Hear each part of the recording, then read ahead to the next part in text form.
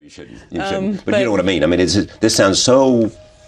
You know, it's funny because... extraordinary when we think about it, because it's the way the world is. So... or might be.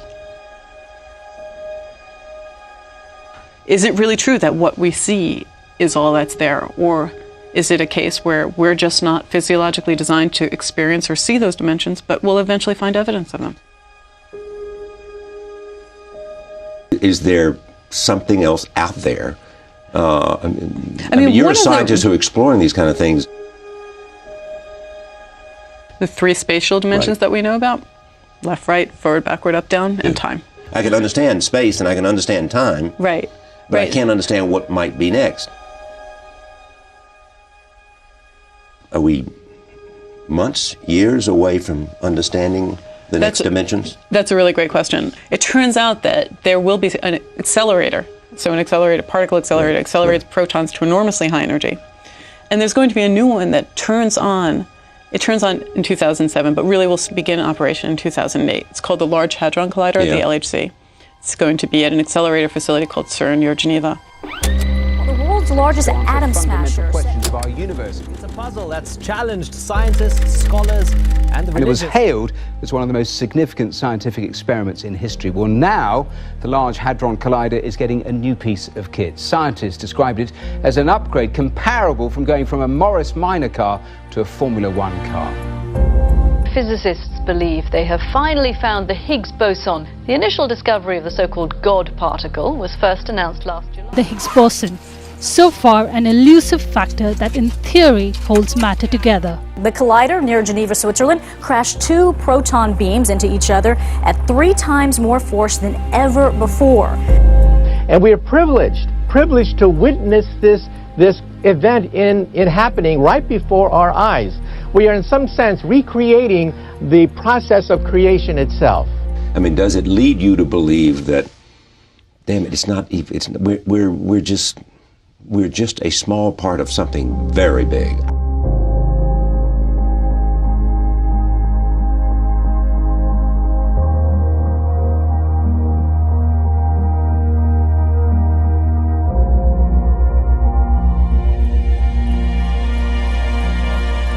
Just a final thought, because you came up with a lovely line talking to our producer saying nature is tricky to understand. Every time you peel back a layer, the universe presents you with something else that you don't understand. That's absolutely true. The Large Hadron Collider was designed to replicate conditions seen shortly after the Big Bang. It broke down, though, soon after it was switched on in 2008. But we'd also learned that nature is a real tease.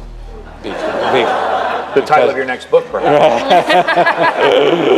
Right, that there seem to be all these hints that we can put it together into a beautiful package and understand things more deeply, maybe learn about the dark matter. I hope that the LHC will take us beyond. Professor Stephen Hawking say that we might just be around the corner from having a theory of everything. In my experience, that hasn't been the case. Every time we reveal something that we didn't know before, suddenly there are more unanswered questions. And by the way, the next step beyond the Higgs boson is to find dark matter. We know that most of the universe is actually invisible. It keeps the Milky Way galaxy together, in fact. So there's quite a lot of evidence for dark matter.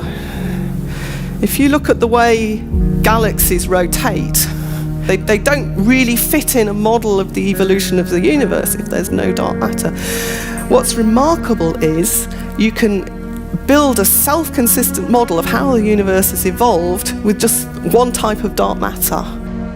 Human beings like to be more on the control side, is the possibility of, for example, creating dark matter in the lab. Then there's the question of why is there more matter than antimatter in the universe? This is really the speciality of the LHCb experiment.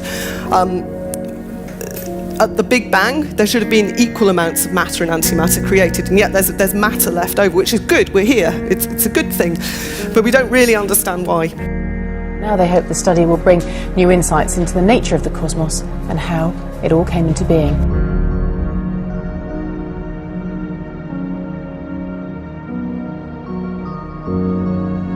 So we don't understand what dark matter is made of. We know it has to be something beyond what we know, and we don't understand why we are here. And we know that there must be something beyond what we know to explain that we are here. Okay, so I think that the LHC will for sure shed some light.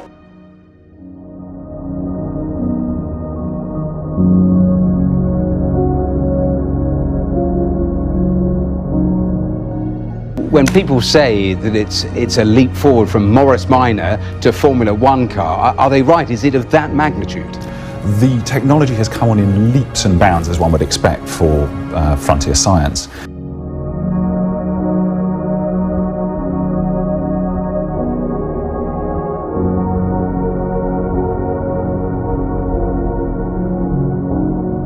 But one thing that really struck me is how much the search for the Higgs boson captured the public's imagination to a significant extent, really. I mean, there was journalists from all over the world kind of queuing up to report on it. Why? This gets to your question of whether this is a special time in history. I think it's a very special time in history. It's as if we're fish who've suddenly discovered that they live in water. Why do you think that was the case? I don't remember a scientific event that caught the public's imagination to that level for a very long time.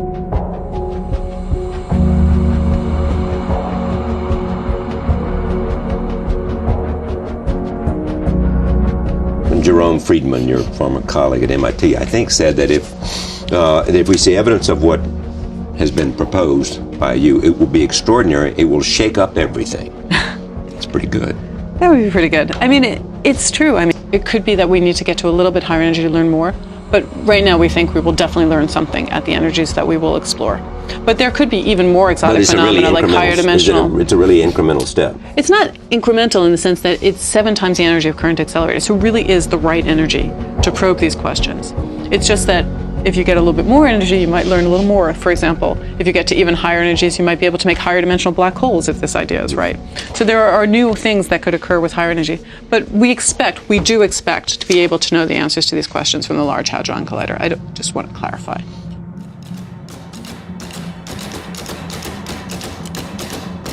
What's likely to be another dimension? What do you mean by that? Well, I mean, there are 4 dimensions. Yes. What would be a 5th? Or what would be a 6th? Art makes life worth living. Because via art, I think we can discover beauty, whereas science makes us live free, because only with science and applying logic and requiring proof, we can be free from swallowing any rubbish propaganda. So I work at CERN so many years, I never noticed all these things are so beautiful. But I just want to show you some of the pictures here so that you can see how we at CERN took some photos, and you look at them and you are ému, you are sort of moved, because they contain worlds within the simple photographed item. You can see things that are there from reflection in the grass. You can see a ladder that goes to heaven. There is such a majority of devotion to the projects that it's sort of sublimination de l'environnement. So you can see several of them where you have the impression that it's like the end of the world as we know it. LINAC 2 dates back to the 1970s, so the technology that's been used for LINAC 4 is considerably more advanced. It allows you to control those proton beams much more precisely, and also gives you control over much greater quantities of protons, which is what you need for investigating the experiments that they have on the Large Hadron Collider. Where we're exploring the mysteries of matter. Now, the LHC is a particle accelerator. It's the largest, highest energy particle accelerator in the world. We're talking about a machine that'll take us right to the beginning of time itself. There will be people who try to piece out from it what were the different, they'll test the different ideas. So lots of people have suggested what might be there. But generally they're going to look for energetic particles, they're going to see where did they come from, what could have been, what was producing whatever they found.